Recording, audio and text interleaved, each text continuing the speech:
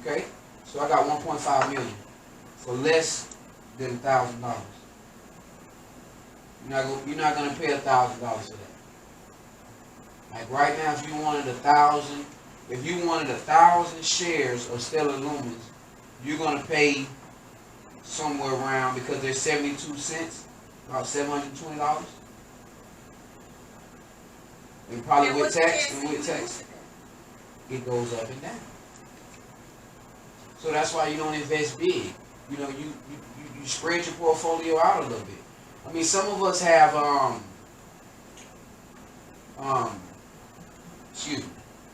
retirement and 401ks, and we have it where you can have part of it in retirement investment, and you have some part of it where you have it in what do you call it, Auntie? Company. You can exactly right. So you don't have to just be all safe. You got some where you can be a little risky, and some where I got it in mutuals, and I know mutuals is gonna make this amount of money over time. So you do the same thing with your cryptocurrency.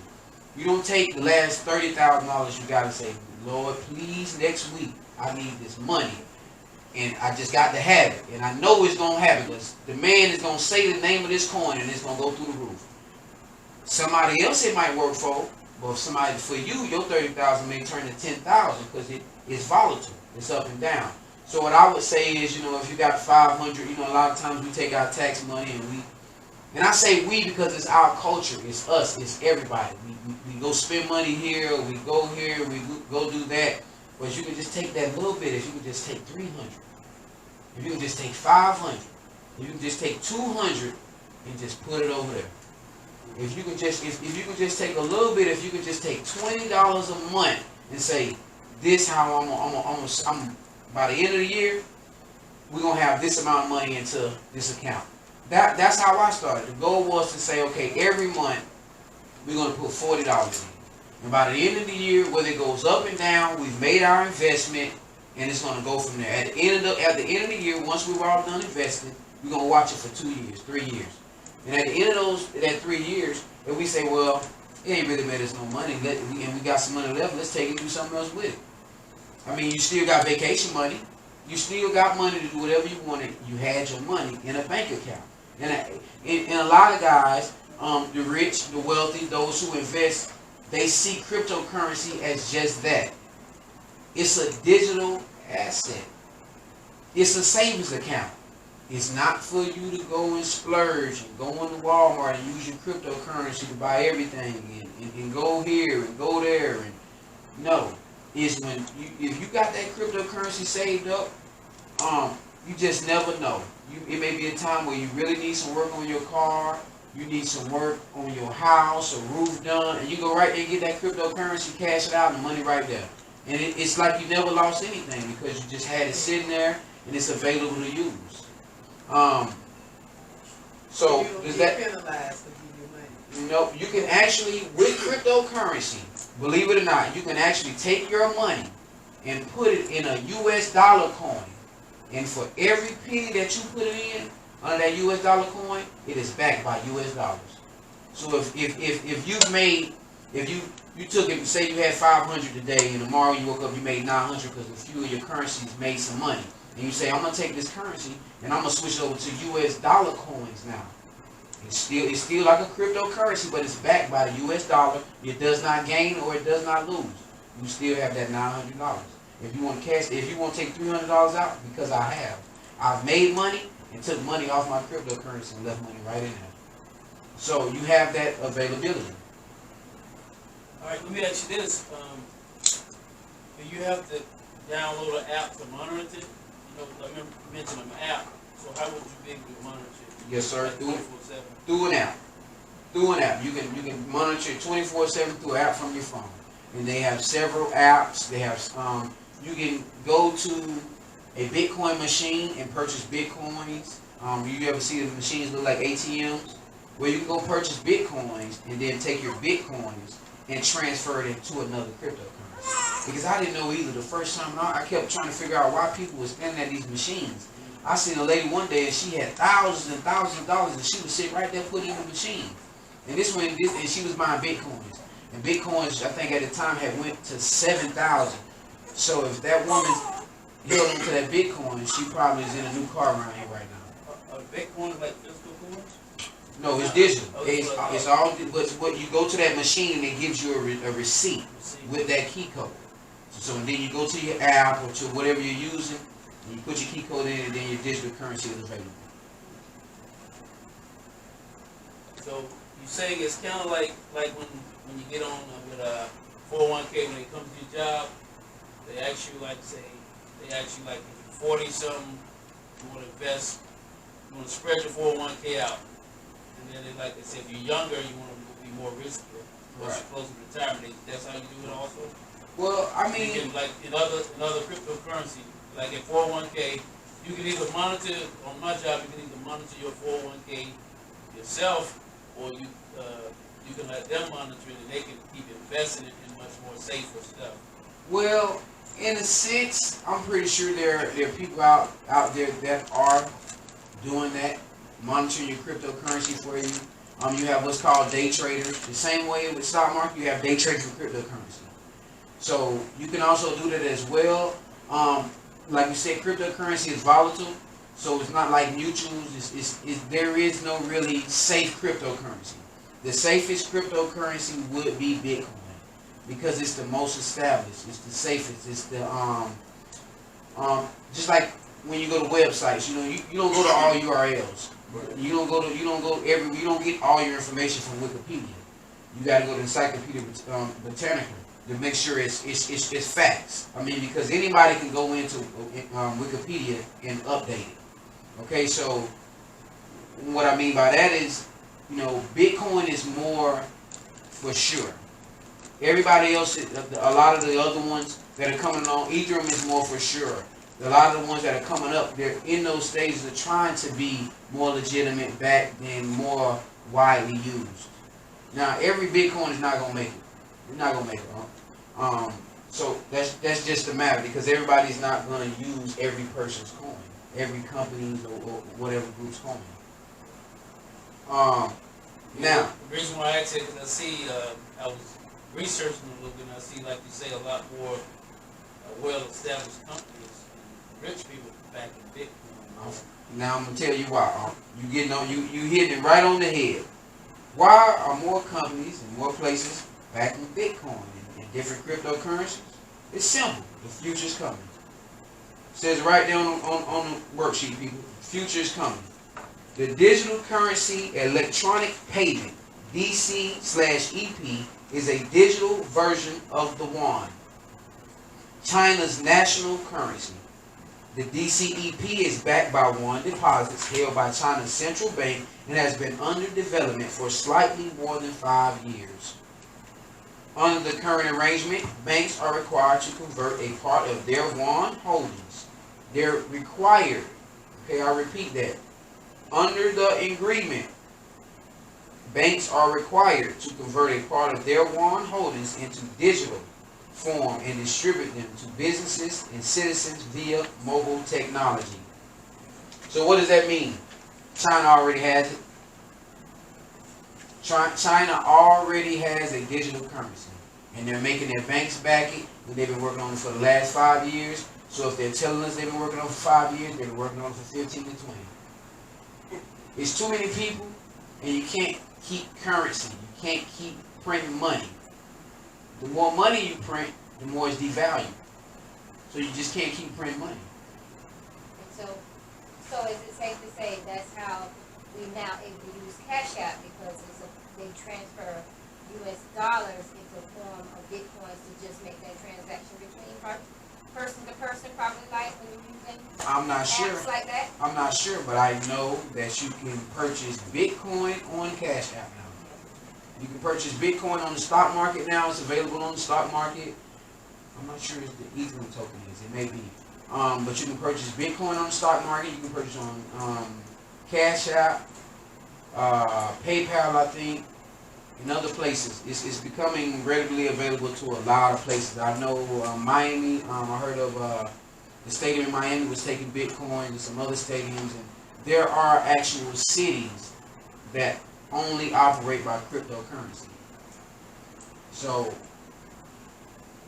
you just think about it. I mean, it's inevitable. we can't change it. We didn't think that we would be walking around with computers in our pockets, with cell phones, with cameras, talking to each other, video chatting each other, doing the things that we're doing. So you just have to understand it. It's very possible, and the future is here. So the key takeaways about China having it is the fact that the DCEP is a digital version of the yuan and has been under development for more than 5 years. So it's the same thing as the yuan. It's their money. It's the same thing. The DCEP differs from existing cryptocurrencies because it is a legal tender. Okay, Bitcoin is not a legal tender. Facebook Libra is not a legal tender. Ethereum is not a legal tender.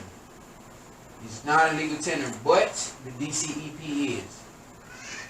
Meaning, when you go to China, when some of us go to visit China in the future, you're going to have to download an app. You're going to go through facial recognition to use their digital money. Ain't no way around it. That's why America and a lot of other countries are trying to get to the facial recognition. China been using facial recognition. This is true. This is facts. This is not sci-fi. This is what China's doing. They've been doing it. The DCEP could help bring China. Could help bring China, its unbanked population, into the mainstream economy.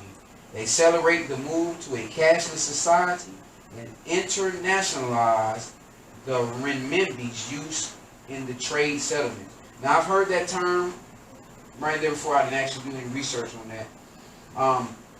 But basically, for me reading that, and I can understand that, China, in places like China, in Russia, in the U.S., they either lead or they get involved. They lead. They don't trail. They don't tell. They don't wait for others to do it. And so if China's doing it, it's going to become competitive for the other countries. The other countries have to do it. It's no way around it. They can't not do it. They have to do it because China's already doing it. Russia is in Asia. Russia, India, and China are all a part of Asia. So we got to understand that those three main countries are all on one continent. So if it's already taking place in China, it's not going to take long to spread out where they are. And like he was asking, how do you purchase it? You can purchase it. I got it on this list here from these different apps. And you can get it from the machines.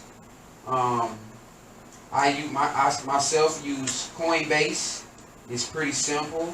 For each app that may be available, they may have a pro version, which are for people who have been doing it for a while. I would suggest that we start with the learners, the beginners, regular ones. For anybody that is interested in it, you just kind of get a feel of it, get a feel of how the screen looks, how to add money, how to take money off, be comfortable. A lot of us are not, we don't feel safe about sharing certain information online, but it's there. It's there. It's going to ask you for your ID. It's going to ask you for your bank information. It's going to ask you for legitimate information.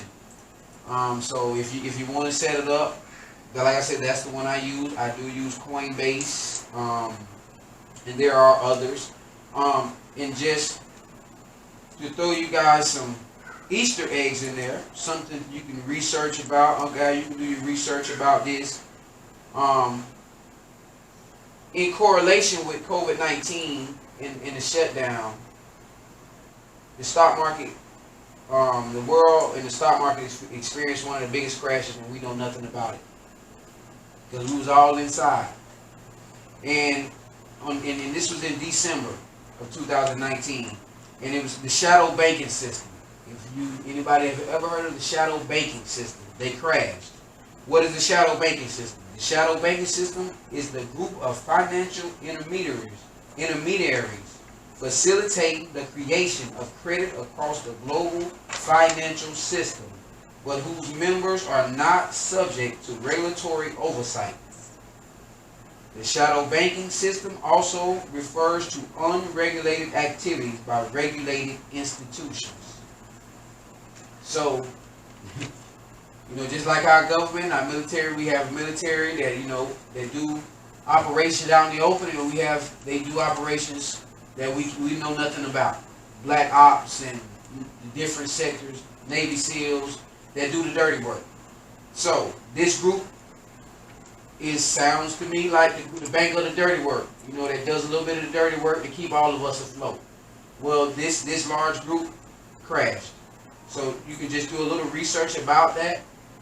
And I say that because, people say, well, you don't know what's going to happen with cryptocurrency. It's volatile. Well, you don't know what's going to happen with the stock market either. What happens when, we already see water shortages. We've seen tissue shortages. When we go to the bank, right now we're going through a chicken shortage. And when you go to the bank and you want to get your money out, and they tell you, sir, ma'am, we don't have it. It's not there. Because all the people that is in that group, the shadow bank, took their money out first. Because they got all theirs out first. So that left us with, we don't have anything about it. We don't have anything left. So that's why cryptocurrency scares our governments, because it gives the power to the people to control our assets. We have control over it. We can see it. We know where it's at. We know what it's doing. We know if our money is our cryptocurrency. We're not investing it in mining blood diamonds, or we're not taking the money that you spending from us and paying for lawyers for people who do acts against social justice against people of our culture, our background, our people. They get lawyers to take care of them. So that's you kind of control that. You don't give your money to somebody who's taking your money, spending it how they choose to, and telling you it's best for you. Okay, you have control over it. You see where it's at. You give it to who you want to give it to. If you decide you want to take your cryptocurrency and pull it out and get the cash for it, that's fine. If you want to give it to your children, it's fine. It's the same way that you would leave anything else. But like I said before from the beginning, I would not and do not recommend anyone buy, sell, or trade. This is for educational only. If you feel comfortable enough to try it, like I said, I use Coinbase. So you just type in Coinbase. Yes, sir. If you leave it, Coinbase.com, something like that. Just go to your app store and type in Coinbase, COIN. And it gives you illustrations on how to use it. Yes, sir. And you can also, the best thing that I found for my kids is YouTube. If you YouTube them, YouTube will tell you everything. My kids taught me, so I go YouTube and a lot of things before I purchase it. I want to see a review on something, or I want to see if somebody's being honest about something. Like for instance, I wanted to buy my mom some Forever Roses for Mother's Day. So I went to YouTube and I did a review.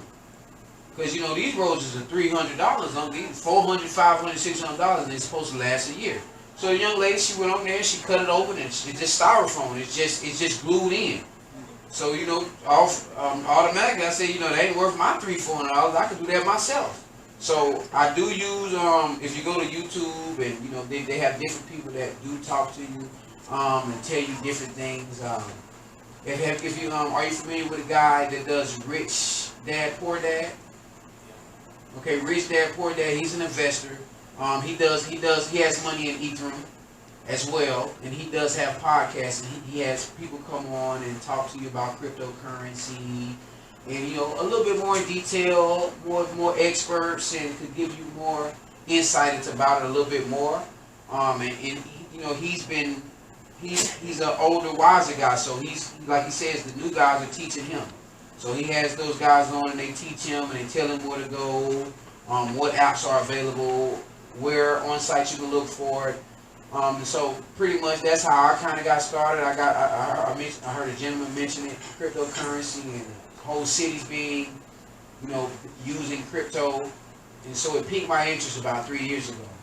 And Uncle Al, he mentioned something. He mentioned a story about the Pepsi Cola or something here in Florida when the black family, and they invested in it early. So I've always wanted to leave generational wealth behind. So I want to get in front of the curve, not be after it, not saying, man, I wish I would have gotten on board. So that's kind of what led me to it. it's just like everything else. You gotta have a little faith, and just know, and always don't put your eggs all in one basket. Portfolio. Have a wide range of a nice portfolio, to where you can have something to fall back on instead of just feeling that you're gonna get rich off cryptocurrency. It's not a lot of people that get rich overnight, young fellas. It's not a lot of people that get rich overnight. So that's pretty much it for me. Before I do go, the last thing that I just want to share with you guys, I do own and started a t-shirt company in June of last year during COVID. Thanks to my mom, she said, "Son, it's time. You gotta get out. You gotta do something. You gotta make some shirts. You gotta get your voice out here. There's too much going on." So I started this t-shirt company, and with that, I always want to do something to give back to the community and do something to make my community aware.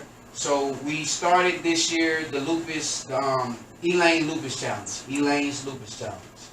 And so for you guys who know my mom, she is a lupus warrior. She is not suffering. She is a warrior. She's battling it. She's dealing with it, and it's not beating her. And so with this lupus challenge, what we're doing is we have a t-shirt sale, or you can donate 50% off all t-shirt sales. 50% of all t-shirt sales will go to the Lupus Foundation of America, Florida chapter. They don't have a chapter here in Tallahassee. The chapter here dissolved, so that's the closest chapter that I can talk to. So 50% of the t-shirt sales are going to that, and 100% of the donations are going to that. And so we have 3 designs. I meant to bring the other 2 shirts with me. I apologize. But this is one. We're going to introduce this as well. We're going to have 3 designs and 3 shirt colors: white, camo, and purple. And you can either have the butterfly, the text, or the warrior print. And so that's just, if anybody want to get involved, want to help out with that, we would love and appreciate that. And so we'll be doing that through the end of this month, because this month, May, is Lupus Awareness Month. So if anybody, know anybody, you want to get anybody a shirt, let them know that you love them, you care about them, you're with them, that they're not in a battle by themselves. We'll take your information, your name. If you want us to ship it to you, we'll ship it to you. If you want to meet somewhere, we'll bring it to you. Get your sizes and we'll get it to you. If you just want to donate, we'll take the donations as well. Like I said, 100% of the donations are going to the Lupus Foundation of Florida chapter. So I appreciate you guys. Anybody got any questions? Let's give them a big hand.